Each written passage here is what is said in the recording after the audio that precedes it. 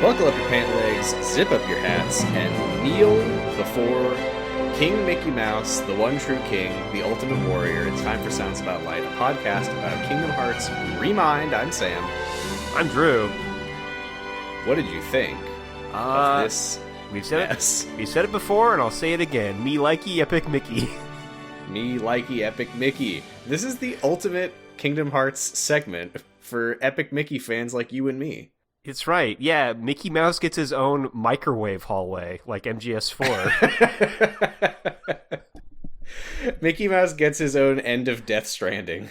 Oh, I haven't beat Death Stranding, so I don't know. So he does it again? Yeah, I guess Mickey Mouse kind of is just a Kojima protagonist this week. Cool. He needs a He needs a good code name. What would his code name be? I guess he's the Damnable Mouse or whatever. The Damnable Mouse is pretty good. Kojima would have a character named Damnable Mouse. But would it be Damnable Mouse or the Damnable Mouse Man? Yeah. I think modern Kojima would be Damnable Mouse Man. Damnable Mouse Man. That's pretty good. It's pretty good. That's pretty good. I think when they go to Death Stranding in Kingdom Hearts 4, I think he'll be known as the Damnable Mouse Man. I think that's right. Well, and I think that, well, yeah, and like, I feel like maybe Kingdom Hearts 4 is a game about going through video games, so hopefully we just go through all the Kojima games. Shit. Oh no, I want that now. Yeah. Sora watches MGS2. Sora's like, so his name's, he's Vamp and he's a vampire? Okay. This seems a little convoluted. Normally I can follow this stuff. Oh well. Where does this begin? Oh, that's right. They opened the Xehanort portal. Yep. Sora is back in Scala at Caelum. Time travel Sora is back in Scala at Caelum. Wow, this is really early for me to be running out of steam. Yeah, we got a lot to talk. There's actually a lot to talk about this time. It's so exhausting to talk about this stuff. What's really fun? Okay, I will say real quick. Is I was like, oh, cool, new stuff's gonna happen. And new stuff does happen, but the new stuff that happens here is fucking nothing. So, I don't know if that helps, but here you go. And then it becomes something. It becomes something, but right here at the beginning, it's really nothing. Sora's time-traveling heart jumps out of his body and flies through the portal into Scala at Caelum by himself and starts looking for Kairi. Yeah, somehow he beat himself to Scala at Caelum as a heart. Yeah, this is one of those Kingdom Hearts time moments. He's here in the 10 seconds that it takes for Kingdom Hearts 3 Sora to go to Scala at Caelum. Sora has a 3-hour adventure. Yeah. And that's fine. Yeah, I don't know. I mean, maybe when you're just a heart, you go faster through portals than not being a heart. You know what? I think that was kind of what they explained with the lifeboats in Union Cross. By not taking your body, you can go faster than light. Really? Wasn't it? Wasn't that part of it? I guess it was. Yeah, you're right. Yeah, no. I don't think I'm making that up. No. It's hard to know for sure at this point. No, I think you are right about that. Sora sees Kairi walking around through the town. Heartless start appearing. There's glowing pink Heartless. When Sora beats them, they turn into fragments of Kairi's crystallized heart. He follows more Kairis around. There's a lot of gameplay here that we don't need to talk about. But we do see that there is a gigantic ornate machine with a globe and a rotating diorama that shows that Daybreak Town is Scala at Caelum. Kinda, yeah. Or Scala at Caelum was built on the ruins of Daybreak Town, which we had already established. Yeah, we already kind of knew that. Okay. In my notes, I didn't write down anything about Sora finding more pieces of Kairi's heart, like in a fountain, and like he had to do like a wall run to jump onto a thing and break a thing open. Because I was like, that's just gameplay. We're not supposed to take that literally. And then Xehanort pops up and it's like, who do you think hid Kairi's heart? Yeah, so yeah, he set up all these fun little games for Sora to play. Xehanort, I didn't think you would be here. Who do you think put her heart in the fountain? Oh, I guess you. I guess someone had to. I thought that I didn't think I was supposed to take that literally, but okay. Yeah, Oh, the way that Xehanort appears here is also very funny because Sora's just thinking out loud. He goes, that's 5. How many more? And then Xehanort just walks over and goes, 2 more. You're not done playing yet. It's 7, the famous number, Sora. Yeah. Yeah, and I don't know. I mean, I don't mind him having to find 7 parts of Kyrie's heart or whatever. It is really video gamey, though. It's extremely video gamey. Yeah. It's always kind of weird when the series does this again, because, like, if this was Kingdom Hearts 1, it'd be more normal to me, but it just feels out of place now. Yeah, I will say part of the reason that I think this was added is that everybody was sad that we didn't really get to explore Scala at Caelum. There's a lot of running around, seeing different parts of the city, platforming, stuff like that. So it is fun to play. Yeah. But it's also like, why did you do this, Xehanort? This doesn't make any sense. Like, I know there was like the thing that he was like a insurance plan, but it seems like you knew that Sora was going to do this. Yeah, maybe his insurance was making sure that Sora would commit the nature taboo as hard as possible. Maybe. Yeah. I don't know. Well, I'm thinking about Dark Road stuff, and I'm like, does Xehanort... Okay, we'll come back to this question. Okay. So Xehanort looks at Sora and is like, aha, you're alone. You must be time-traveling Sora from the future, because you don't have Donald and Goofy here. And then he sees Sora, Donald, and Goofy show up nearby, and he's like, haha, now that your past self has caught up to you, you're fucked. Haha. And Sora goes, no, and gets, like, pulled back into his past heart, I guess. Yeah, I guess that's what happened. It's weird, because it's like, he wasn't forced into his own heart before. He could go to other hearts. But I guess, I don't know, whatever, fine. I don't know. Anyway, the story continues from there with Kingdom Hearts 3. Xehanort says, welcome to Scala at Caelum. He goes goat mode, excuse me. Sora has to fight a goat. Inside his own heart, time travel Sora worries. You just hear yourself saying the words. Mm-hmm. Time travel Sora, in his own heart, worries that he's running out of time to find the last 2 fragments of Kyrie's heart. And he says, well, there's 2 more Guardians of Light who I could trace the connection from my heart to theirs and see if that does something somehow. And he looks up from his own station of awakening and says, oh, hey, Riku's is there. And then he shoots it with his Keyblade and flies into it. So now he's in Riku's heart. Yeah. Never mind. I'll talk about it when it comes up. The Kyrie heart recovery doesn't make any fucking sense. I'm just going to say that now. It does feel very arbitrary. Yeah. Xehanort's like, well, I hid 1 piece in the fountain, 1 in the big diorama, 1 I gave to a dark side, 1 I gave to a shadow, and then I put 1 in Riku. Yeah, did Xehanort put them there, or is it more like Riku has a good connection to Kyrie's heart? But then, like, because, they implied that he needed to go through everybody's heart, and that would kind of make sense if everybody's heart he went into had, like, a really good connection with Kyrie, but they don't. Only a couple of them. So I don't get it. Yeah. I mean, Xehanort specifically says there's 2 more, so he knows that 1 of them is in Riku and 1 is in Mickey, presumably. He knows where they all are.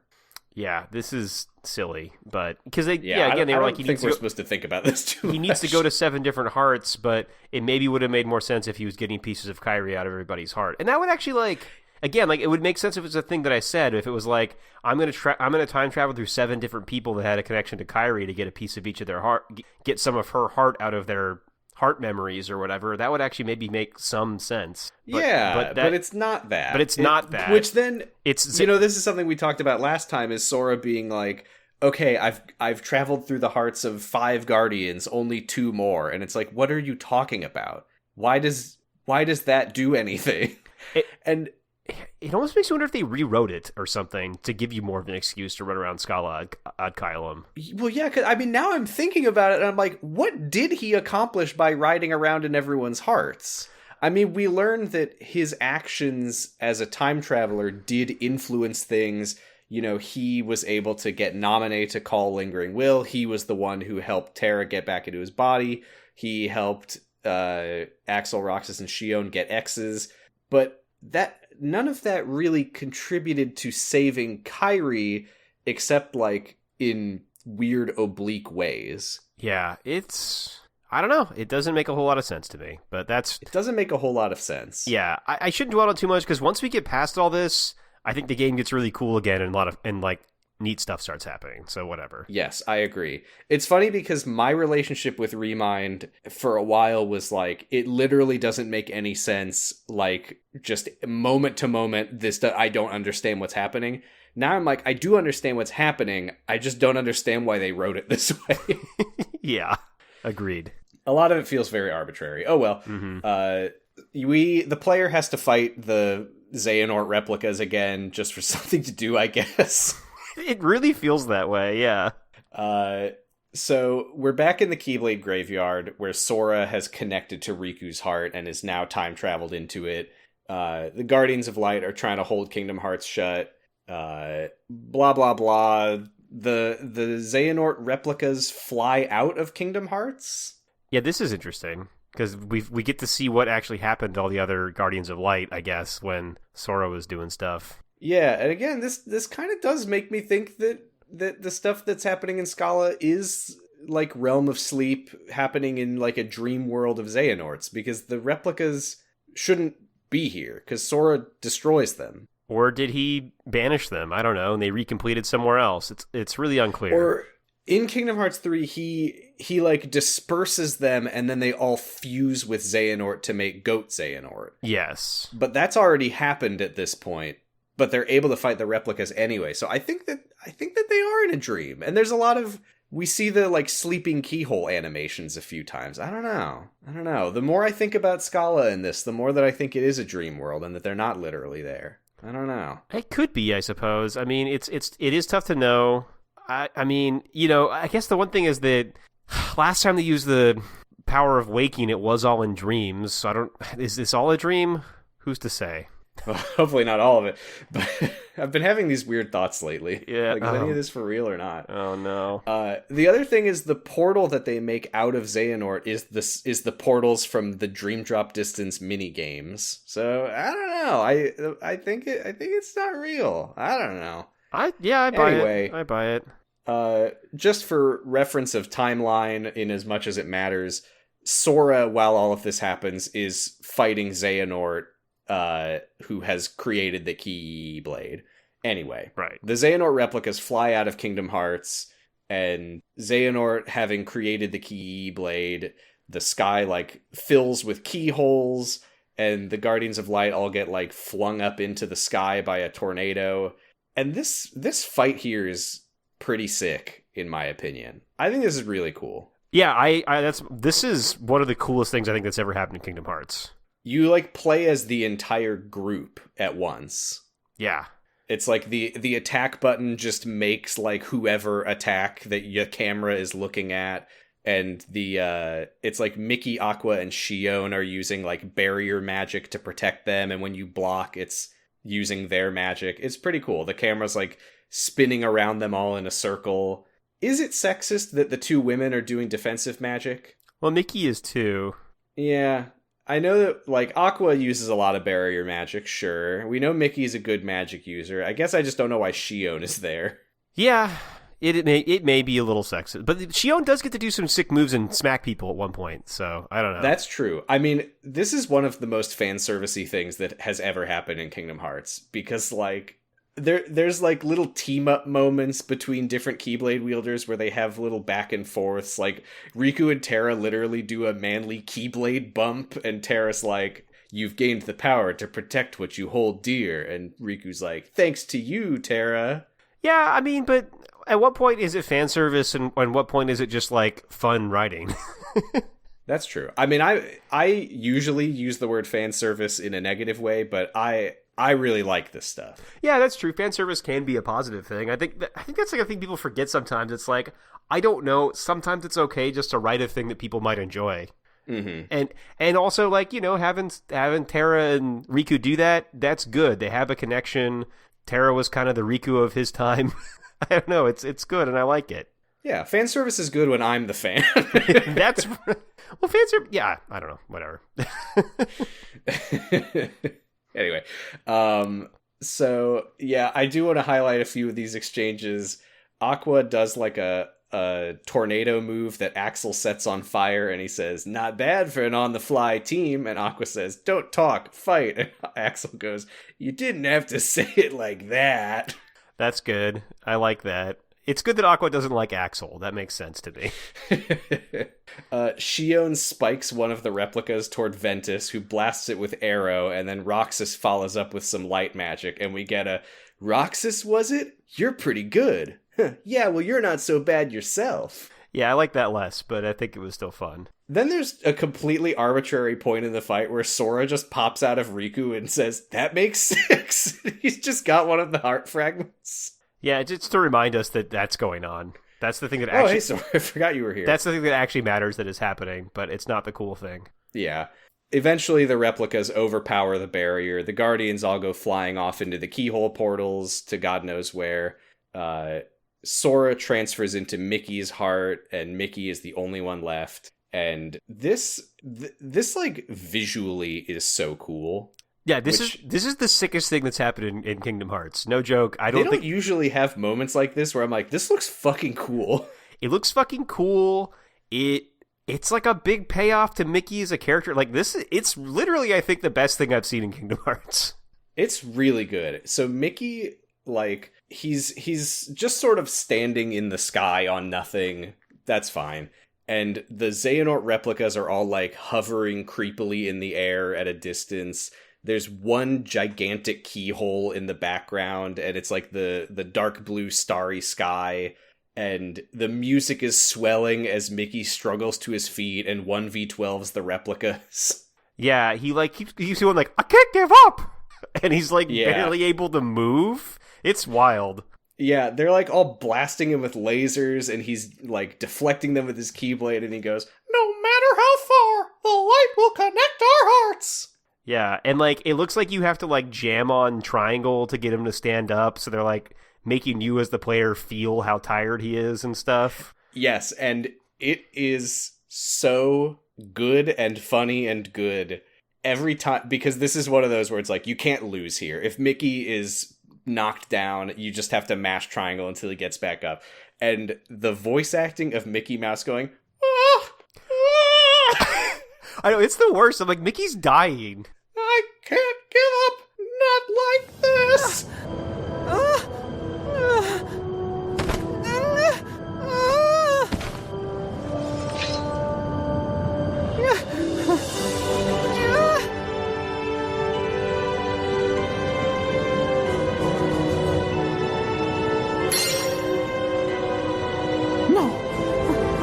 I can't give up!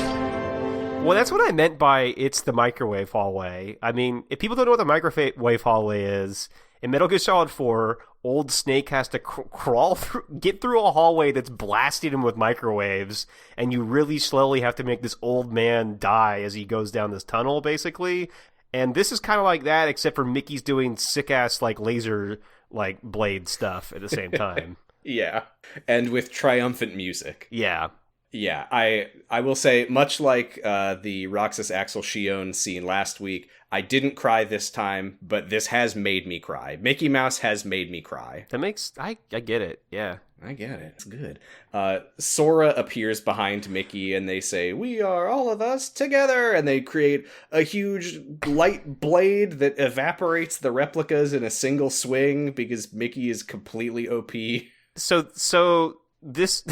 This is Sora and Mickey doing the father-son Kamehameha.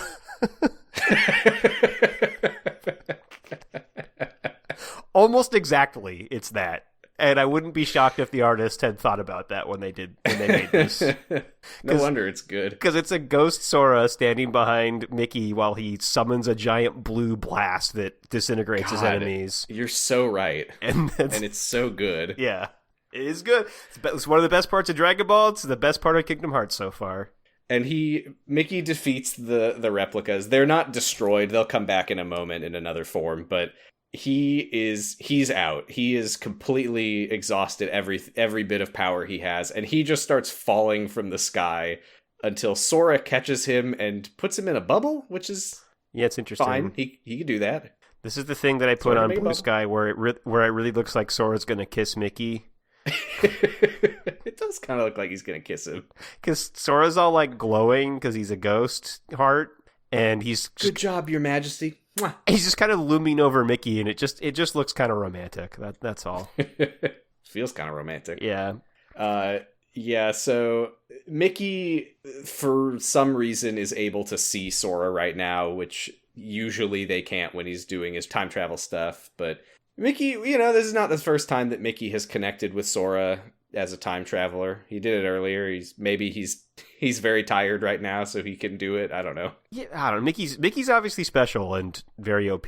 So I've always said both of those things. Yeah, Mickey's like, Sora, is it really you? And he says, yes, I traced the connection to you through Riku. And then he retrieves the final fragment of Kairi's heart and says, great, sure, yeah, I'll handle the rest, Mickey. And he flies into the giant keyhole. Now, this is one of those classic Kingdom Hearts things that I don't know what is actually happening. Yeah, where are they? What is this? I don't know. Space! Yeah, it looks cool. And again, this all looks sick. Yeah, they're like deep in what looks to me like outer space. There's thousands of keyholes all around, and Sora recognizes is he in Kingdom Hearts? Oh, he could be inside Kingdom Hearts. That could make sense. Kingdom Hearts did summon those keyholes, right? He could be in Kingdom Hearts, or like on the precipice of Kingdom Hearts, or something like that. Because yeah, he sees all of these keyholes, and there's a light that connects some of them together, and he's like, oh, that's Mickey. And he starts like, I think he like catches Mickey's light with his Keyblade and like redirects it into more keyholes until they all connect and they all light up and it looks like one gigantic constellation. And yeah, again, I don't really know what is happening, but it seems to effectively be that Sora is like reconnecting everyone's hearts so they can find their way back to Mickey. Right, he's using Mickey's connection to them and his connection to them to bring everybody together. Yeah, so the unconscious Guardians of Light, who are all just drifting through space elsewhere, they all like get hit by the light and they wake up, they connect their own lights to the keyholes, and then for some reason, Kairi's heart gets restored to one piece, and Sora's like, oh, cool. Her heart's like a cool flower, which I liked it. It looked neat. Uh-huh. I don't know why her heart is that, but it's neat. Yeah, it's Xehanort did it. Sora says, hey, remember Kingdom Hearts 2? And he does the Kingdom Hearts 2 keyhole unlocking animation to unlock Kairi's heart, which turns into a keyhole, and Kairi just floats out of it and says, hey! Yeah, it's good to see Kairi. I gotta say, I think that this game finally does right by Kairi, I think, in some ways. I think so, too. Also, they have Sora, like, catches her in a hug, which is cute. Yeah. And then the Xehanort replicas all float in as darkness swirls, and then they fuse into Goat Xehanort armor guy. And then we have to fight him, but we get to play as Kairi. Yeah, the playing as Kairi stuff looks good. The only thing I don't like is one of her like barks is, please work! That is a lot of people hate that. I actually do like it, and I kind of said why I feel this way last time, but I will reiterate, I think it's worth remembering that Kairi has a lot of theoretical combat experience, and now she's fighting actual Xehanort. Yeah, that's a good point. Yeah, she's mostly just trained or something. I don't know if this is Xehanort. Nobody knows. Oh, right, because she trained in the hyperbolic time chamber with Axel, and then fought at the end of Kingdom Hearts 2, and that's kind of it, right? Yeah. Yeah. But yeah, this is really cool. I like that Kairi, this is the only one of these that I'm like really truly excited about getting to play as Kairi, because we've never played as Kairi before. She's ridiculously fast, it turns out. That's cool. Mm-hmm. Also, did you see their team attack? I did. I can't remember if that was in the video. Yeah, no, that's in the video. It's called One Heart. They hold hands, grow angel wings, and they fly at Xehanort, and they do like a flying drill attack that releases a flutter of feathers, and then the feathers float across the screen, displaying one of a series of possible images of Sora Kairi funny moments. I like it. It's nice. Yeah. Yeah, I'm not immensely invested in Sora and Kairi's relationship, but stuff like this for me is always like, if you're gonna have it, actually do it and pay it off. And I think that this is a good payoff to Sora and Kairi. Totally, yeah. Like, Sora has finally achieved the thing that he's wanted, which is like reuniting with Kairi, saving her one last time, and now he's gonna. And I guess, well, once again, he's gonna be the person she has to find again, I suppose. Mm-hmm. Yeah, it's good. They beat Xehanort. Yep. They blast the keyholes in the sky with light, and it releases lights that turn into the Guardians of Light, and light. And all the Guardians of Light return to the Keyblade graveyard. And I do like that on their way down, as they're all like falling super fast, Riku just like sees Mickey in his bubble and is like, oh, then just grabs him. Yeah. They all blast the Xehanort replica together and destroy it for good. And then Sora finishes Xehanort with a completely unnecessary "my friends are my power." It's a good reminder. Oh yeah, that's true. It's true. His friends are his power. His friends are his power. Wow. Sora and Kairi smile at each other and disappear. And now Sora and Kairi do something to me that is very funny to me, which is they said about Kingdom Hearts and Kingdom Hearts. And by that I mean there's the Kingdom Hearts thing where a Kingdom Hearts character watches a Disney movie happen, and now we have the thing where Sora and Kairi watch the end of Kingdom Hearts 3 happen. Before that, we do get a little moment. Right. We cut to Kingdom Hearts 3 and see that Xehanort has been killed dead. The other Guardians notice that Sora and Kairi disappeared. So they did see them just now, but Riku's just like, they're fine. They're together. They'll be all right. And then the Kingdom Hearts in the sky above them is like swallowed up by clouds, and they open a sleeping ? Keyhole. They follow Sora into Scala at Caelum. End of Kingdom Hearts 3 happens. And now we go to Sora and Kairi in the final world. Yeah. And Sora notices that he's starting to disappear, but he keeps it to himself and says, well, we better go watch the end of Kingdom Hearts 3. I do like when Sora's like, Chirithy, where are you? Chirithy pops up and is like, I was trying to give you some privacy. I love Chirithy. I love Chirithy. I also like that Kairi shakes Chirithy's hand. Yeah, that was sweet.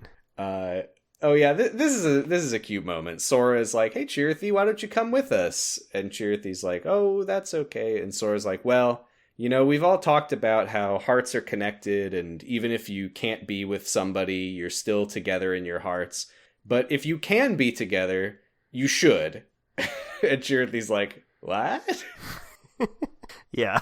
Does Chirithy not know that this is an option until Sora presents this to him? I think that Chirithy has probably been here in the final world for a very, very long time, waiting for Ventus probably to die. Oh, yeah. I think that Chirithy has probably imagined someday Ventus will die and we will be reunited in the afterlife. And Sora, this feels like I never imagined that I would be able to reunite with Ventus in any other way. Yeah, that makes sense. Yeah, and it's really cute. Sora's like, you know, all my recent adventures have reminded me that it's very important to spend time with friends, and that's why you're coming with us, Chirithy. And Chirithy's like, oh gosh. Yeah, we get the Kingdom Hearts 3 ending once again, but there's some differences this time, because we start with Disney Castle and the fireworks show, and then the camera just cuts to show that Sora and Kairi are sitting on top of one of the castle walls, watching the fireworks together as Chirithy is jumping for joy. Yay! I love it. Yeah. Terra, Aqua, and Ventus leave their wayfinders with Ericus's Keyblade in the Land of Departure. Chirithy is hiding around the corner, too nervous to approach Ventus, and Sora gives them a little encouraging push around the corner. That's nice. Which is funny because it looked like the first time we saw this that Chirithy like popped out, but now we know that Chirithy was pushed out. Yeah, because Chirithy like pops out from around the corner and is like, never mind. But yeah, now we know Chirithy did not do that on purpose. That was wait, what? Good job, Sora. In Twilight Town, everyone's eating their ice creams on the clock tower, and the camera pans up to show that Sora and Kairi are having their own ice creams even higher on the clock tower, even more dangerously. I love that one. Made me laugh the most. I think it's just like, no, yeah, everybody's getting in on the sea salt ice cream now. Yeah, you thought it was a lot when it was like 8 people. Turns out it's like 10 people.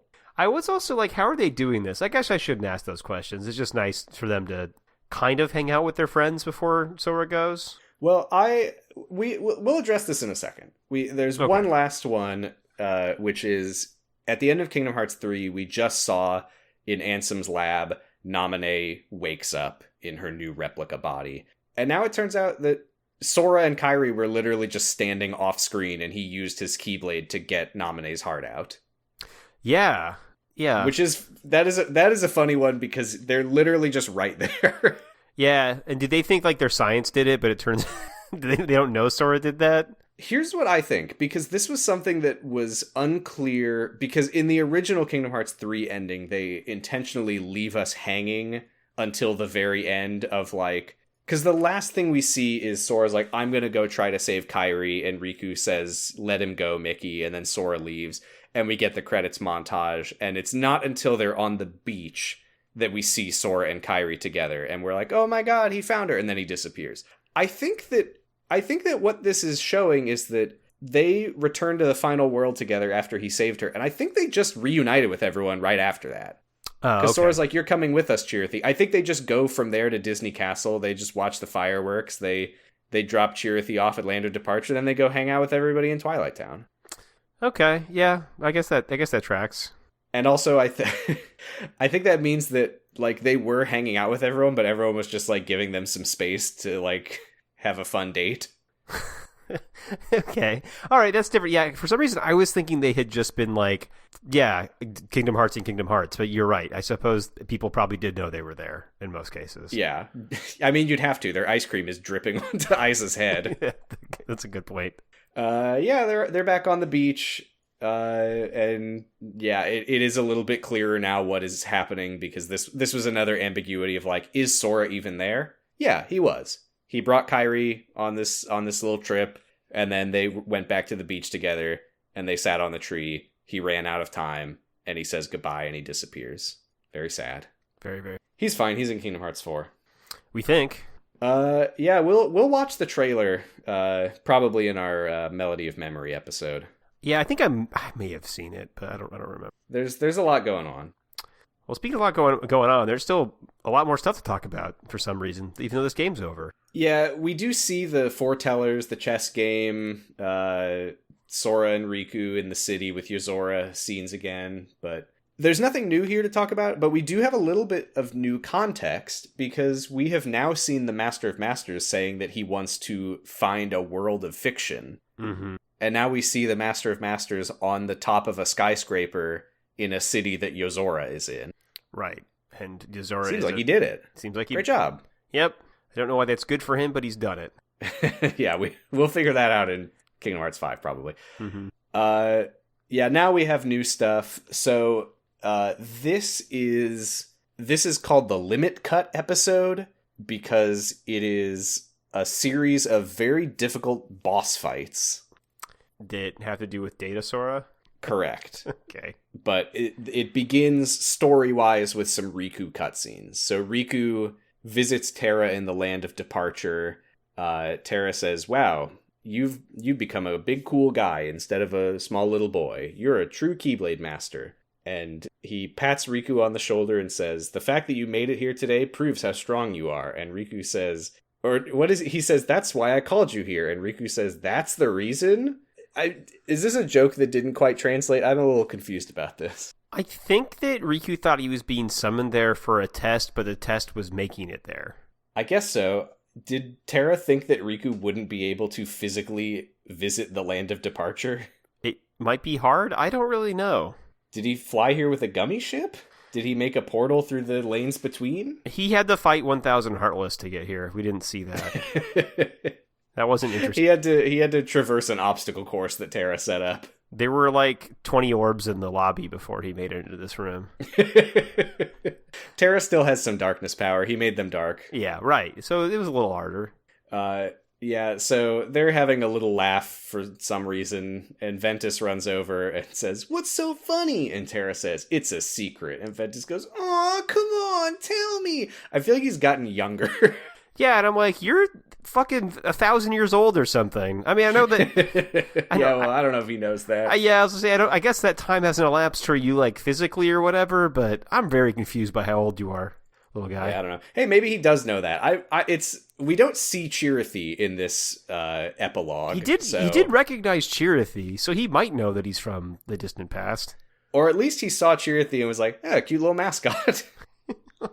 Yeah, I don't know. Maybe there's some stuff where, like, oh, his heart recognizes him even if he doesn't recognize or something. Yeah, obviously we don't know this because we are just about caught up with Kingdom Hearts, and the next big thing that we'll be doing is a prequel of Xehanort stuff. But right, I kind of wonder if Sora using the power of waking on Ventus might have unlocked his old memories. Oh, that could make sense. Because I think that, what is the power of waking? That is a question that God knows what the answer is. But I think if there's one thing that has been established, it's that it is sort of like a resetting of a heart to how it used to be. Yeah, I think so. So, I don't know. It's possible that his memories are restored, but I'm not 100% confident. We don't know. It's not clear from this, but Aqua smiles at Terra and Ventus having weirdest brother fights. And basically what happens here is that Aqua, Terra, and Ventus are going into the realm of darkness to try to look for any lead on where Sora has disappeared to. Mm-hmm. And Aqua's like, I'm not afraid this time, because I have my friends. And they all put on their Keyblade armor, and Riku's like, what the fuck? Yeah, he was like a lot more shocked by this than I thought he would be. I mean, it's weird, I guess, but... He's never seen it. He didn't know this was a thing. Yeah, that's true. He's like, wait, was that the weird, like, robot thing that saved us at the Keyblade graveyard? That's a better point. I forgot that he has actually kind of seen this before. Wait, that was Terra? What the hell? Why were you like that?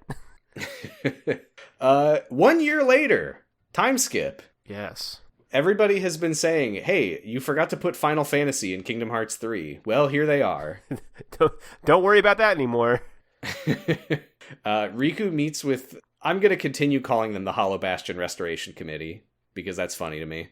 Yeah. They're at Merlin and Sid's house, where, lest we forget, I think they do live together. I think they are roommates. Mm-hmm. There is a sitcom out there of Sid and Merlin. Every episode, Merlin tries to kill Sid with his magic, in one quirky way or another. This old man, this goddamn son of a bitch! And Merlin's just poisoning his cereal. What do you put in my cereal, you old piece of shit? And but it for Merlin, because he's going back through time, it's a very different experience. Right, never forget that. Mm-hmm. So yeah, we learn that a year has passed since the end of Kingdom Hearts 3, and they still have no idea where Sora is. We kind of go around and learn what everyone's been up to. We know that the three of them from the Land of Departure are in the Realm of Darkness. Hopefully not for an entire year straight. I hope they've been taking breaks. I think so. They say that the Twilight Town gang are investigating Roxas and Shion's memories using the computer there. I assume that means Pence is doing that. I think so too, yeah. Maybe Isa is helping out. I don't think that anybody else is contributing. No way. Mickey, Donald, and Goofy are going on their own Kingdom Hearts adventure, just revisiting Disney worlds that Sora has been to. Yeah, right. They're like looking for clues because he's connected there, I guess. Yeah. This is Aerith, I think, just listing potential spin-off games. Right. Yeah. Honestly, Mickey, Donald, and Goofy just visiting Disney worlds, there's something there. I'd play that. Yeah, it'd be good. It'd be interesting to see when they go to places where they know who Mickey is, how that goes, and I don't know. Donald can go on like a tour of regrets as he sees all the places that he was mean to his friend. Yeah, that's true. Kairi, very sad what they've done to Kairi. She has been asleep for a year. Yeah, Kairi's not allowed to like be around, apparently. If there is an upside to this, it's like, well, at least it happened in the time skip, and we don't need to really get into it. It doesn't really matter, but Kairi's year of being asleep is what Melody of Memory is. And at least it's her... I mean, 99% of that game is just a rhythm game, but that is what it represents. I mean, at least it was her choice to be asleep, you know? Yeah, she's been asleep for a year, and they've... Ansem, Zexion, and Vexen... Ansem, Yenzo, and Evan, have been digging through her heart and her memories, trying to see if they can, like, trace the connection to Sora. You know, everyone's getting pretty demoralized. It's been a whole year of this, and they haven't got anything, but Aerith, like, reminds Riku that when Sora, like, disappeared for a while, they all forgot about him. But they haven't done that this time, so he probably still exists. I don't think I agree with that logic, but I get why she thinks that. Yeah, you still because he could just be normal. He could be normal dead. I think you still remember somebody when they're normal. Maybe he just died. Yeah, you could remember somebody when they're normal dead, I think. You forgot about him because, like, all of his memories were disconnected and he stopped existing in people's memories. Not because he died. He wasn't dead. He was alive. Yeah. Oh, well. Oh, well. Yeah. Sid is, like, on his computer and Yuffie's like, can you just, like, find an answer, Sid? And he's like, fuck off! I mean, they're being pretty unreasonable to Sid. Yeah. It's like, there's really no good reason why what Sid's doing would be any better than what anyone else is doing. Yeah. But he says he's very close to some kind of breakthrough. And suddenly, the computer makes a noise and he says, what the heck? He says that so all of Ansem's computers, I guess, are on a network. So there's this one, the one in his castle, and the one in the mansion. I guess this isn't his computer, whatever. And Sid merged his data with their data from Roxas and from Kairi, and he has created a Data-Sora, sadly not our boy Data-Sora. Yeah, different Data-Sora. This one is just an avatar for boss fights and will not develop a heart. That we know of. I guess that we know of. Maybe coded Data-Sora and Limitcut Data-Sora are going to become friends in a future spin-off. Or their coded Data-Sora's heart will go into him and they'll become the same Sora. I don't know. They can have a little meetup and Data-Sora from Coda will be like, I went through a lot of very emotionally devastating trials. And Kingdom Hearts 3 Data-Sora is going to be like, me too, but it was just that the boss fights were really, really hard. Yeah, I got game overed a lot. I remember seeing a quote from Nomura about the final of these boss fights saying, we wanted to make people cry. Damn. I didn't cry, but I did beat him, but we'll get to that.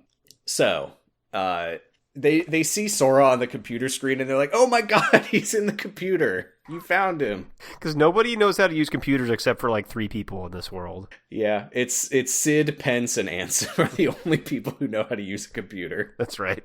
And Chip and Dale. And Tron. Why isn't Tron helping? Yeah, come on, Tron. Tron is in Kairi's heart right now, trying to figure some stuff out. Yeah, maybe. We need to connect a heart that is in a computer that knows Sora's heart with Kairi's heart, and who better to do that than Tron? It's too bad Tron hasn't been in the game for a while. Put Tron back in. Yeah, I mean, they've got a new movie coming out, allegedly, so I'm sure that Tron will be in Kingdom Hearts 4, but he's going to be played by Jared Leto. Oh. Why does he still play? Why is he playing anything? Why does anyone like him? I don't get it. Anyway, so yeah, Sid just is like, that's not Sora, that's a avatar that I made out of his data, and he never explains why he did that. I just thought it was neat.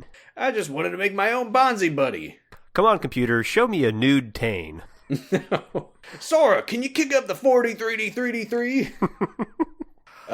So he explains, and this is just going to have to be one of those things that we just accept that it is what it is. Right. Because he says, I also recreated the data of the organization members to see if I could learn anything from them, but I can't access the data because it's too powerful. Okay. And Leon says, what if you made Data-Sora fight the data organization in a series of horrendously challenging boss fights? Yes, that will depower the data. Yeah, so we do. Mm-hmm. And it took me a couple weeks of my life, but I did do it. These boss fights are bullshit. Some of them are fun. Wow, that's crazy. They're fucking hard. Yeah, I mean, I guess they're the DLC endgame content, so I guess that's fair. But yeah.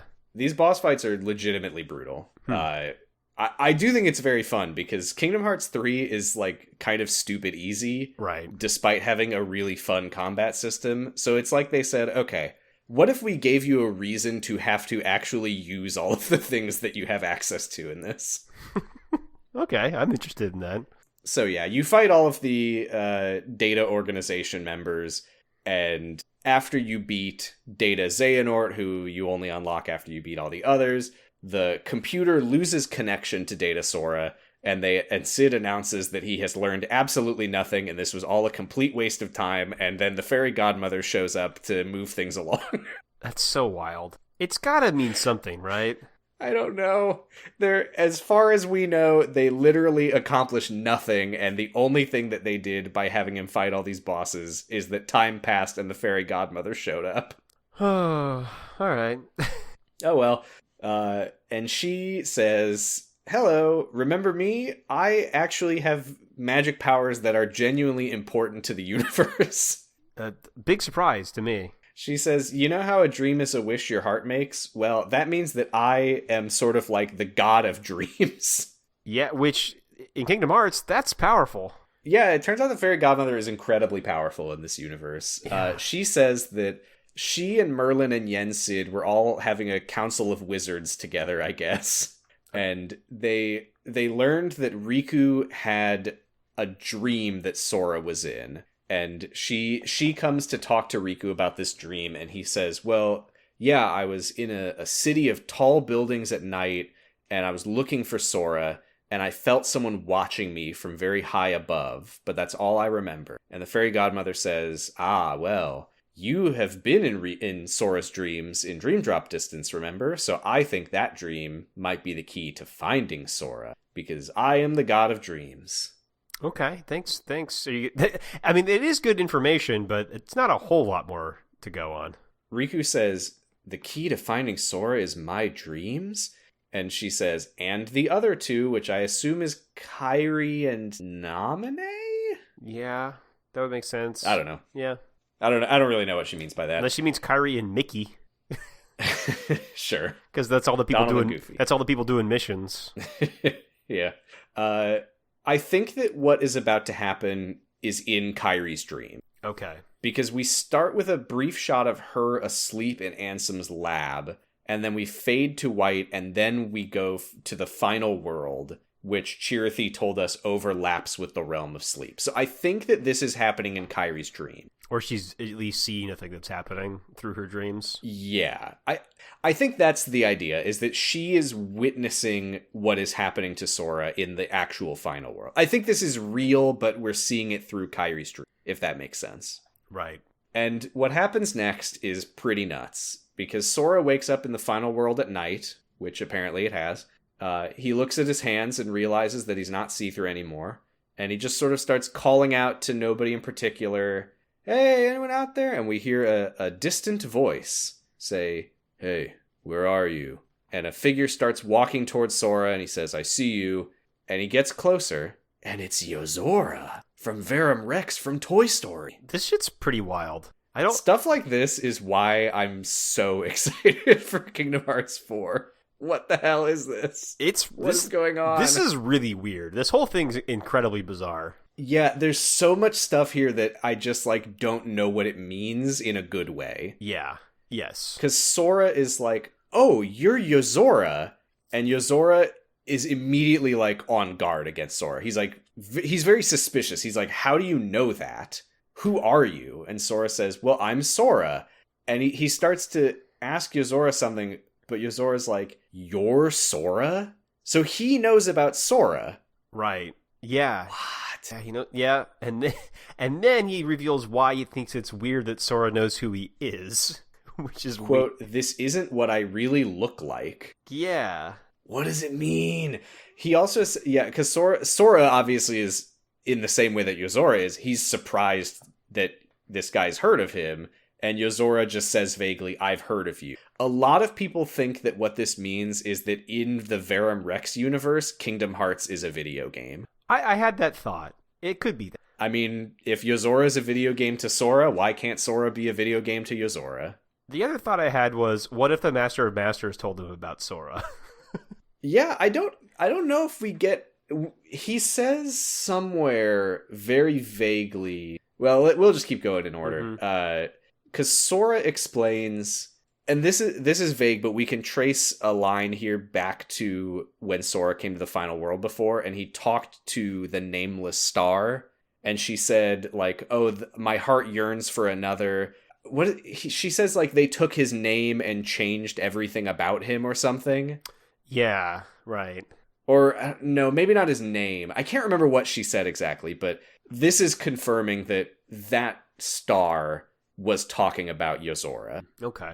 And I think she says who she's talking about, and we see Sora react with surprise, but we didn't hear the name. So yeah, she told him that Yozora is the one she's looking for. Right. So it's generally assumed that she is the Lady Luna Freya from the Verum Rex trailer. That makes sense. She got by a Gundam, and here she is. I love the tension of this scene, because we don't know what Yozora is going through right now. We don't know what he's doing here, but we see, Sora Sky, Yozora Night Sky is what it means. We've probably talked about that very briefly before. And Sora is so like, oh, there's someone here. Great. Oh, you're Yozora. That's so fun and interesting. Yozora is completely like not in the mood for anything Sora is saying. Sora is like, oh, this must not be the real world because you're here. That girl told me about you, so you must be real, but I don't know what that means. And Yozora's just like watching him silently and just goes, are you done? Yeah. Sora doesn't really know how to interact with someone like this. No. Part of me likes this because it's almost like what it really is, it's the two kind of Nomura protagonists finally meeting each other, It's your edgy kind of gruff, more Cloud Strifey type, or I guess any of the other guys from his games meeting his nice, friendly protagonist. This is what Sora would be like if it wasn't a Disney crossover. Well, yeah, this is what Sora would be like if he got to make the game that he actually wanted to make, which was Verse 13. I think that this is something that people have scrutinized intensely, but it's kind of hard to see. I think that Yozora has like little Keyblade insignias on his jacket, but they're really hard to make out. I didn't notice that. Yeah, so everybody's trying to figure out what Yozora's deal is, obviously. So Yozora is like, oh yeah, this is where he says, this isn't what I really look like, so how could you possibly recognize me? He accuses Sora of being an imposter. Sora is like, what? No, I'm Sora. And Yozora says, well, if that's true, then my path is clear. And he pulls out a crossbow. Yeah, which for a minute I was like, oh man, is he like related to Zigbar in some way? Because that's Zigbar's thing, right? There's a weird crossbow needler. Oh yeah, he does have a weird crossbow. Yeah. Oh no, new theory. Yep. The final world very briefly turns into Sora's Station of Awakening before a projection of Shibuya covers it up. The Station of Awakening becomes the roof of the 104, quote-unquote, building, and Sora is, like, frantically trying to talk Yozora down from trying to kill him. Yozora just completely ignores him. Well, Yozora thinks he's doing him a favor, apparently, by killing him. Yeah, seemingly. Sora's like, whoa, let's just talk. And Yozora just says, I came here by accident, and after going through some trials, I was told to save Sora. And Sora says, okay, why are you pointing a crossbow at me? And Yozora says, okay, and he pulls out a sword for good measure and says, time to end this. And what follows is perhaps the hardest goddamn boss fight of my entire life that I have actually beaten. It looked not easy. He has like 1 million attack patterns with minimal room for error. It's nuts. And also, anyone who has fought him before will know this, but for anyone who has not fought Yozora in Kingdom Hearts 3 Remind Limitcut episode, in Kingdom Hearts 3 there is an item you can buy at any Moogle shop called a Kupo coin, which is just like an extra life. If you die, it just goes Kupo and you come back to life. You can only carry one, and there is a Moogle shop in the little data area for Limitcut, and you can buy them before you go into any of the data organization fights.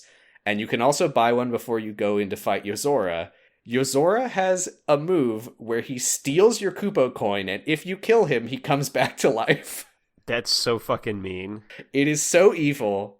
It is so funny. And also, I genuinely really like it because not only is it the game saying, you can bring a Kupo coin into this, but be prepared to face the consequences if he takes it from you. But also, it feels like it reinforces the idea that Yozora is the protagonist of his own game. It makes sense. Yeah, well, and apparently his powers are about stealing other people's shit, so... Oh my god. The first time I fought Yozora, he doesn't always do this, but I don't know. I don't think that there's like a guarantee first time you fight him he starts by doing this. I think I just got unlucky. The moment the fight started, he runs at me and uses his crossbow to put me in a little bubble that steals your keyblade and turns his sword into a keyblade. And then you just have to run and hide while you wait to get your keyblade back. Yeah. So he just instantly took my keyblade and, like, killed me in 2 hits. And I was like, what the fuck? Yeah, I mean, it definitely... I feel like it implies some stuff about, like, who Yozora is and what he might be trying to do, you know? Like, I don't know, is saving Sora for him just, like, getting Sora's powers and using the Keyblade to save people? I don't really know. It's weird. I don't know, but it is... I don't know, because he's from a different reality. So I don't know if we should assume that he follows similar rules to the ones that we know. The fact that he's able to take the Keyblade and use it against Sora does, there's obviously a lot of things that suggest that he is like an alternate universe equivalent in some way to Sora. The fact that he's able to use the Keyblade could be another indication that he is Sora in some way. That makes sense, yeah. Or, I don't know if I necessarily think that he's like alternate universe Sora, but yeah, again, equivalent in some way. Right, yeah. While we're talking about me dying, we can talk about the ending that plays when you lose to him. Did you watch that? Yeah, it's really cool. It's pretty grim. Yeah. The first time you lose to Yozora, Sora just like falls to his knees. He can't believe that he lost. Yozora just very confidently says, "I don't lose." And Sora's entire body crystallizes in a very Final Fantasy type of way. Well, it's kind of like what Xehanort did to Kairi. Oh, true. And Yozora just like puts a hand on Sora's crystal knee and says, "I promise I will save you." The city disappears. Yozora returns to the final world, this time in the morning. He closes his eyes. He sighs deeply. The camera zooms in on his eyes and pans back to show him waking up in the car in the Final Fantasy Versus 13 trailer. So nuts. And he says, "I've been having these weird thoughts lately. Like, is any of this for real or not? None of this makes sense to me. What the fuck?" Which that was the line from the trailer, right? That is the line from Sora in the Kingdom Hearts 1 opening. Oh, shit, yeah, okay. Yeah. Okay. Anyway, that's what happens if you die. If you really, really work at it, you will eventually win. I believe in you. And this is what happens. Sora beats Yozora, and Yozora looks down at his hand as he disintegrates into light. Interesting that depending on who wins, a different thing happens to the person who loses. Mm-hmm. It feels like a Final Fantasy thing happened to Sora when he lost, and a Kingdom Hearts thing happens to Yozora when he lost. True, yeah. And also, yeah, it just represents how their characters are different. Sora's not going to brutally murder you. He'll just normal murder you. Yeah. As he starts to disintegrate, he says, "I guess my powers aren't needed yet." And Sora says, "What do you mean?" And Yozora says, "Never mind." And he does give Sora a small smile. So it seems like he's surprised but accepting what has happened. Mm-hmm. I'm so intrigued by Yozora. I want to know who he is and I want to know what all of this means to him. Well, and he said he did a bunch of shit to get there, too. Yeah. But I don't know. Nobody knows yet, but yeah, again, the city disappears, Sora returns to the final world in the morning again, and Yozora wakes up in a car, once again, Final Fantasy Versus 13 trailer. I think this is also the Kingdom Hearts, or the Final Fantasy 15 trailer, I believe, but I'm not 100% sure of that.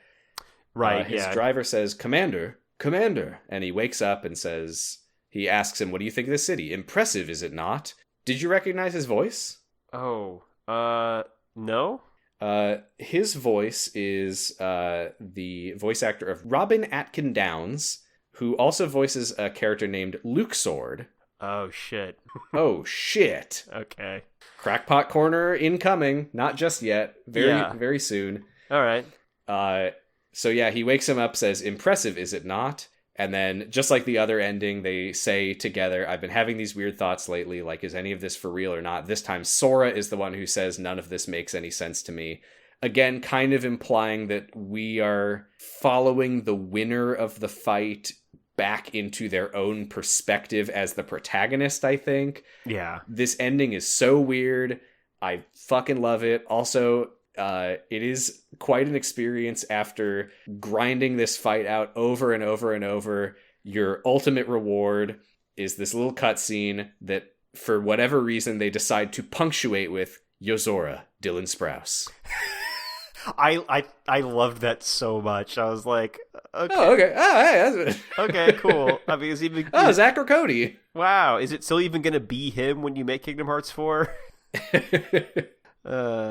That is the end of Remind, but I have a big ol' crackpot corner for you. Great.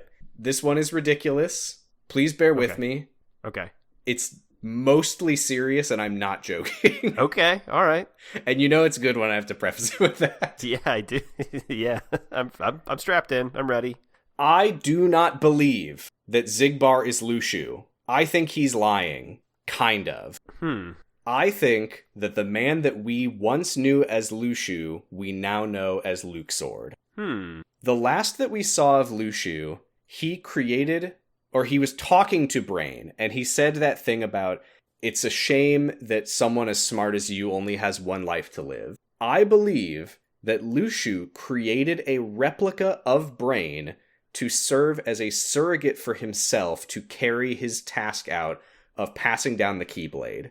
I think that a replica of Brain is who we see in the desert with the black box and the coat at the end of Union Cross, while the real Brain goes to Scala at Caelum with the lifeboat. Okay. And I believe that the replica that was sent out with the box eventually becomes Xigbar. Okay. It is possible that the replica Brain might have been given the memories of Lushu in addition to the memories of Brain, in which case he wasn't entirely lying when he said that he was Lushu. But I will note, he never says that he is Lushu. They say, is it you, Lushu? And he just says, haven't heard that name in a long while. These days they call me Xigbar, but whatever suits you. It's true. I think it is kind of more likely, though, that Xigbar, if he is indeed a replica of Brain, I think that it is likely that he does have Lushu's memories also, because he seems to know about Lushu's conversation with Ava. Right. Or he could have just told him about it, I guess. Could be. Here's what I think happened to the real Lushu. I think that he followed the Master of Masters to the unreality that is Verum Rex. I think that in that world, he serves as Yozora's driver to make contact with this very important person who we don't really know what is important about him yet, but clearly something. Right. I think that he then returns to his original reality and meets Xigbar, a duplicate of himself who doesn't recognize him anymore. Okay. Now, here's another thing. There is a through line of the name from Brain to Braig to Xigbar. There is a through line from Lushu to Luxord, but I don't see a through line from Lushu to Brain. Here's some more things. When Sora beats Luxord at the end of Kingdom Hearts 3, he says, I saw it, which could refer to him having been shown this moment in the Book of Prophecies. Also, Luxord is referred to as an ancient Keyblade wielder. Also, Xigbar keeps saying that he doesn't know what's in the box. If he's Lushu, he does know what's in the box. He could just be lying, or he might actually not know. Here's one of my favorite points of this theory. Xigbar is wearing a red scarf. I think that is because he is Brain, and he's wearing his friend Ephemer's ratty old scarf. Yeah? Okay. Lushu wouldn't give a shit about Ephemer, but Brain certainly would. That's his buddy. That's true. Anyway, the reason that Luxord does card stuff is that while Lushu was in this Verum Rex city, he got addicted to gambling, and he had to get this job as a chauffeur while moonlighting as a close-up magician to pay off his debt. That's why Luxord is like that. Okay. That part's a joke. No, that part's real. That part I buy. And there is also a little side note of this theory, because as long as I'm explaining who Luxord is, I might as well explain who Demyx is. Oh, great. Don't you think it's interesting that there are two nobodies whose original selves we've never seen, and there are also two characters in black coats who have never taken their hoods off? Right. Because Demyx is the Master of Masters. Now, what does Demyx's name mean? This is stupid, but I honestly wouldn't rule it out from being the kind of thing that Nomura would do. Right. Master of Masters, MOM, Melody of Memory. Imagine melody spelled out and change the LO to a 10. 10, X. MEXDY, rearrange DEMYX. Is that too far? Probably not, though. What did Xehanort hear that surprised him when he asked the Master of Masters what his name was? None other than the iconic melody of Dearly Beloved coming out of his hood. I would be surprised if that happened. Me too. Or if he said that is my crackpot corner. Or if he said my name's Demix, that would also be surprising. What is your name? Demix time! Okay. What do you think? I mean, yeah, I don't know. I do think there's something to it not being actually Lushu. And I think it does make... I don't know. Why does that have to be a replica of Brain and not just Brain? The reason that I think it's a replica of Brain is that we see two brains at the end of Union Cross, and they both seem to be, like, waking up in different places. Yeah, that could just be, like, non-sequential storytelling. It could be, but Lushu also had that weird line about, isn't it a shame that you only have one life to live? True, I guess. So he gives him 2 lives by making a replica. Yeah, okay. I think so. And I think that one of those 2 lives eventually becomes Xigbar and meets Luke Sword. And I don't know if Luke Sword would know that Xigbar is replica Brain. Maybe he wouldn't. Maybe he suspects it because he's like, you know about the black box. Right. I know about the black box. That replica I created knows about the black box. I don't know. This is my big theory. I think this theory is one of the main reasons that this podcast exists. Okay. Because you had to build all this out to be able to explain this to somebody? I was like, I need to indoctrinate someone with 75 episodes of Kingdom Hearts. And then tie them to a chair and force them to listen to this theory. Yeah, you have to, you have to be able to lay out your memories and insert them into a different vessel. Yeah, no, I get it. Well, that is the end of Remind. We are fast approaching caught up with Kingdom Hearts. We got Dark Road, which is going to be another chibi Go Animate cutscene movie. Great. And then we have Melody of Memory, which I think is like 1 15-minute cutscene. And then I guess we're going to have to talk about the trailer of Kingdom Hearts 4 for something else to discuss. Yeah. Wait, so Melody of Memory... Oh, because it's all just a rhythm game and then there's like a cutscene? Is that why it's like that? There is almost nothing to talk about with Remind, or with Melody of Memory besides the cutscene at the very, very end. Okay. Yeah. That episode is going to be, here's the premise of Remind. Or fucking, why do I keep saying that? Here's the premise of Melody of Memory. Anyway, here's how it ends. I bet that's like one that I would enjoy playing. I like playing a rhythm game. I have opinions about it as a game. We'll have to talk about that then because, again, we're much like last week. We're going to need every minute of conversation that we can squeeze out of Melody of Memory. Got it. Do we have time for me to do a quick crackpot corner that we may have talked about before? Absolutely. I was thinking about why Sora's got that, like, crown motif. Uh-huh. And then I was thinking about, like, a guy that is a king, which is Mickey. And part of me is wondering if maybe all the crown motif stuff is just telling us that Sora's going to be the next king. Now that's interesting. Do you think that Mickey's going to adopt him, or do you think that Sora's going to kill Mickey? I think Mickey's going to, like, be like, I'm abdicating, I'm done, I'm retired, you're the new king. That's, like, maybe going to be, like, the end point of Kingdom Hearts in some ways. I'm gonna buy another steamboat. I'm gonna steal another steamboat from Pete. Yeah, last time I was happy is when I was a steamboat captain and I'm gonna take my wife and we're gonna go on a steamboat. That's a very bleak vision of Kingdom Hearts where Mickey has just been sad all this time. Well, and the other part of it is also like Mickey met a princess and he married her and he became a king, and we know Kairi's a princess of heart. That's true. Yeah, I could see Mickey abdicating, Sora and Kairi get married and become the king and queen of Kingdom Hearts, and then Mickey just goes back to going on adventures with Donald and Goofy. Yeah. They just become musketeers again. Musketeers again, or inhabit their alternate selves that were musketeers, whatever was going on there. We're going to see Land of Musketeers, like inverted colors as they possess themselves. Or they just murder their alternate selves and take their identities.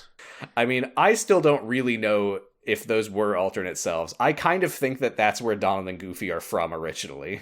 And Mickey went there for a minute. Yeah, it's really unclear. That's still one of the weird things to have to contend with in Kingdom Hearts. Yeah. Hopefully that world stays sleeping and we never have to really think about it again. Yeah. Shall we dive to the wiki? Yeah, let's do it. We have got to learn about Miles Aquila or Aquila. I think Aquila. I like that his middle name is Marmus.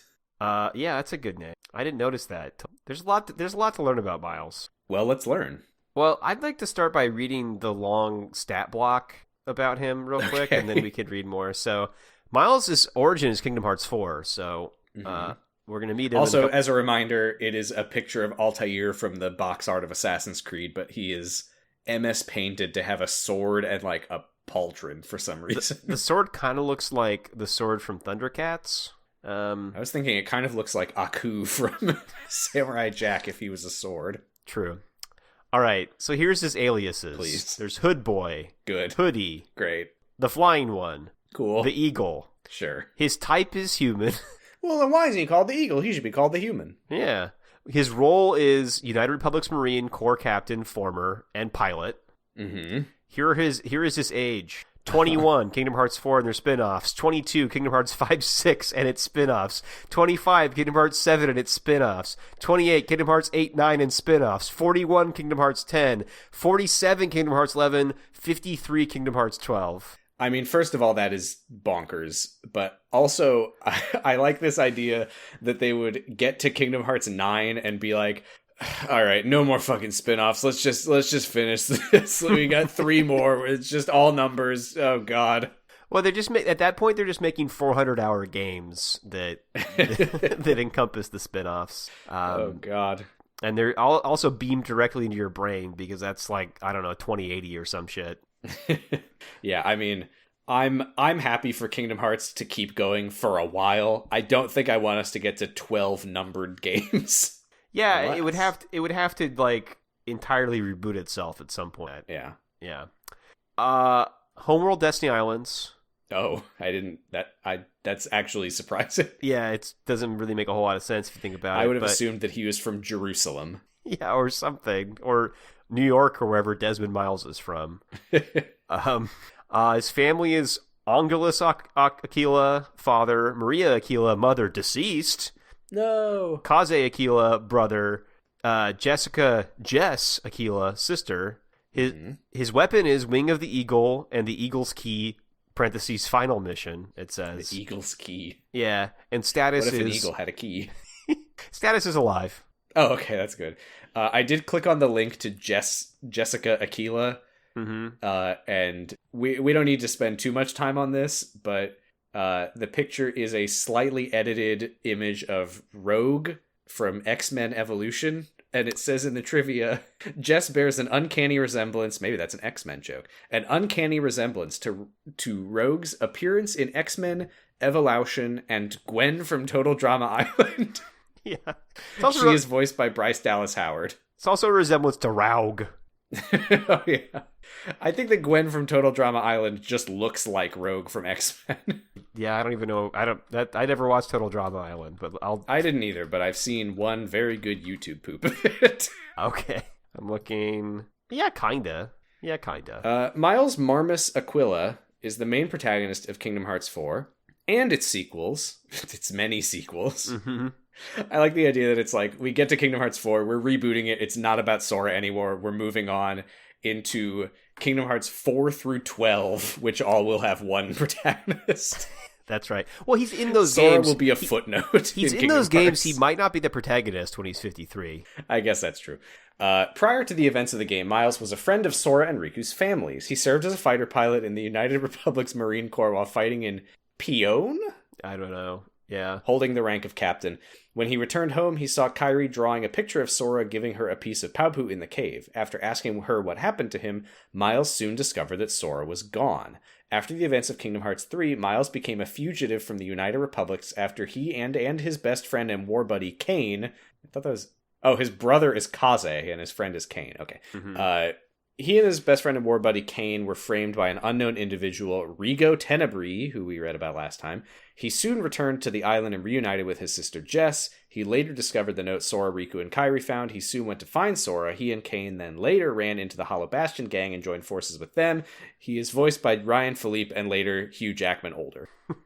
Now, I'd like to take a quick aside to talk about a character that is important to Miles. Okay. This is Iguru Nashi no Musuko. I really only want to read this for one reason, but let me read some other stuff first. Iguru Nashi no Musuko is the main protagonist of Kingdom Hearts: The Eagle's Past. He is Sora's grandfather. So, whoa. Miles Akila's predecessor and the original wielder of the Wing of the Eagle. He is voiced by Sam Worthington. He has blown hair and is 24 years old. His hair and facial features are similar to Sora. But I want to get to this trivia about him, which is that Iguru means eagle in Japanese. No. Well, what if I don't know what the word for eagle is in Japanese and I decide to just, do fake Japanese for it? This is really good because this is clearly just like a bad Google Translate because it says Nashi no Musuko and means son of none. Mm-hmm. I think Nashi is like an adverb that means without. Yeah, no, it's definitely... Eagle, without an eagle's son is his name, I think. I think that's right, yeah. Also, I don't know, who is this actor? I don't know. It's just a picture Sam of a blonde Worthington. kid. He's got really, really cool hair. Wait, that's just a different guy. I don't know what's going on here. Yeah, Sam Worthington's the guy from Avatar, I guess. Yeah, I don't know what the hell's going on here. Yeah. Miles, though. Miles bears a resemblance to the main protagonist of the Assassin's Creed series, Desmond Miles. Oh, hey, no way. Altair Imla Ahad, Ezio Auditore da Firenze, and Connor Kenway, as well as Alex Mercer from Prototype. Does Alex Mercer Let's just throw that in there for good measure. Does Alex Mercer look like Desmond? He's got a hood. I mostly remember him wearing a hood, so I guess, yeah. He's got a hood, and he's a white guy, so I guess there you go. Miles is a very cynical and quiet young man. He cares a lot for Sora and Riku like brothers. Oh, that's weird, isn't he? I thought he was like their dad's friend. I don't know. He's 21 in Kingdom Hearts 4. Maybe I misunderstood. Wait, he was a captain of the Marine Corps, a fighter pilot captain. He returned home and saw Kairi drawing the picture, which happens at the end of Kingdom Hearts 1. Yeah, he fights he's fighting the Destiny Islands military. It hadn't occurred to me that the United Republic's Marine Corps is the Marine Corps of the Destiny Islands. Yeah, and the Destiny Islands has the technology to have fighter pilots. That's upsetting. I don't like that. Yeah, they're actually like part of like a horrible imperialist regime. That's too bad. Yeah, the Manifest Destiny Islands. Oh, that's the real reason for the name. Despite this, Miles holds an aggressive side as he never forgave his father for leaving him and his family. Despite this, he retains a sense of humor and sarcasm and is still very social. Oh, that's the opposite of how you described him a second ago. He is also a ladies' man, as he is very polite and well-liked by women, etc. Tifa, Daisy, and Minnie. That's weird. Well, Tifa... Also, Minnie spelled like small, miniature. Tifa's not Little weird. Mouse. Daisy and Minnie's weird. That's so weird to be like, he's like my self-insert, God, I wish I was this cool. He's like edgy and quiet, but he cares very deeply for his brothers, Sora and Riku. He's sarcastic and edgy. All the women love him. And here are some examples. Tifa from Final Fantasy, and then Daisy and Minnie. Can you take it from there, please? Yeah. Unlike Sora, who is obsessed with medieval-like interests, Miles is a realist as he relies on logic over fantasy. Woo! I had never looked at Sora and been like, this kid is like medieval obsessed. I think what he probably means is that he has a sword. He plays with a sword. Or that he's not part of the Enlightenment where he learned about logic. He's all about medieval. Sora's always talking about trebuchets. Yeah, he's emotional like they were in the medieval times. I like the idea that Miles gets on the battlefield and screams, My brain is my power. Logic is my power. This isn't rational, Xehanort. I hate this guy. Xehanort would love that, actually. Xehanort's into that. Yeah, so are Daisy and Minnie. Yeah.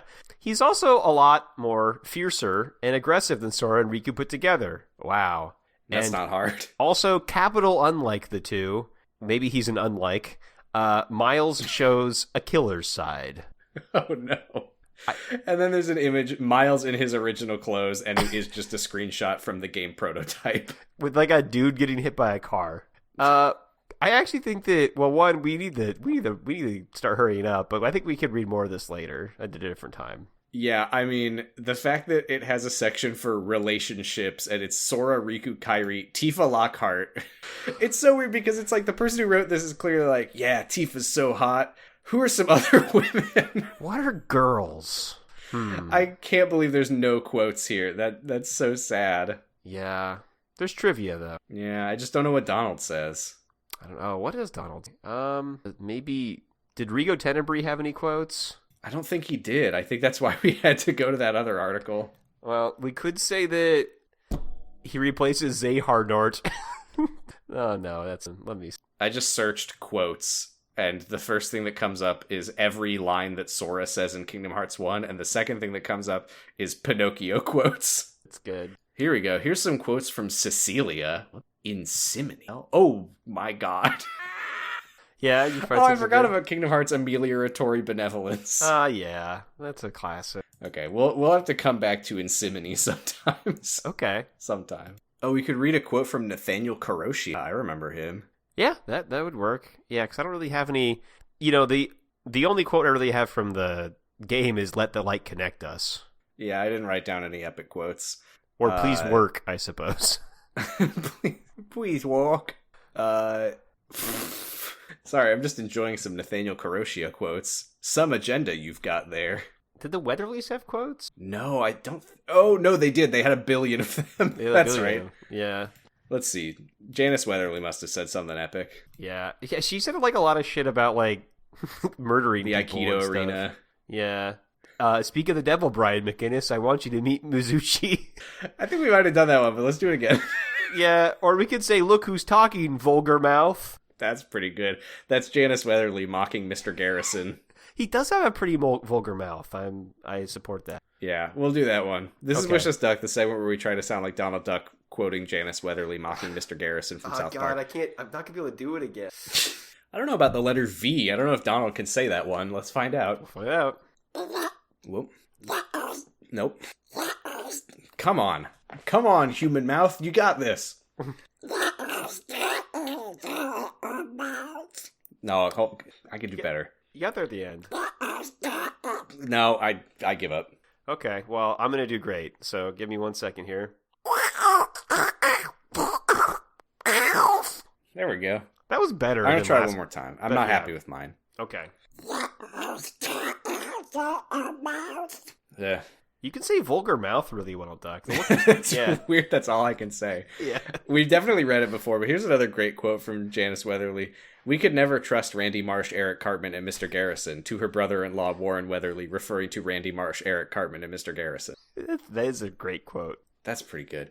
Well, yeah, we should wrap it up. This episode has gone long. You can find us on Blue Sky at Sounds About Light. You can find me on Blue Sky at Posy Stress.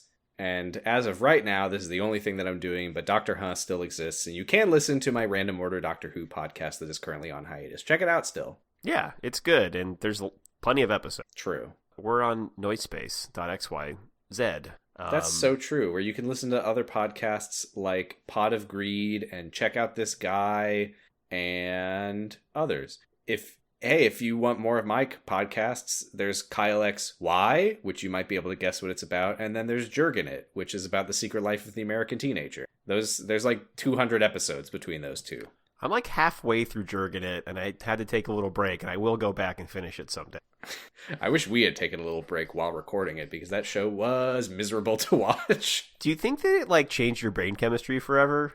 I am proud to say that I don't think about Secret Life very often until I do, and then I go completely insane again. So, yes.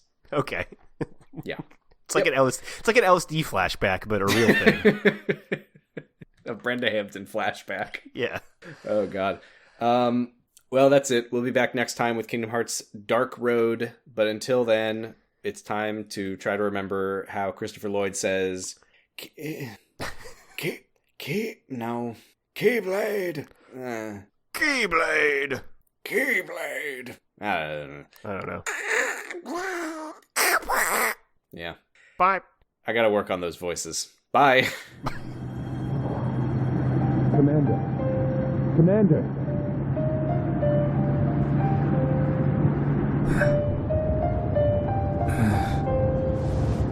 Impressive, is it not?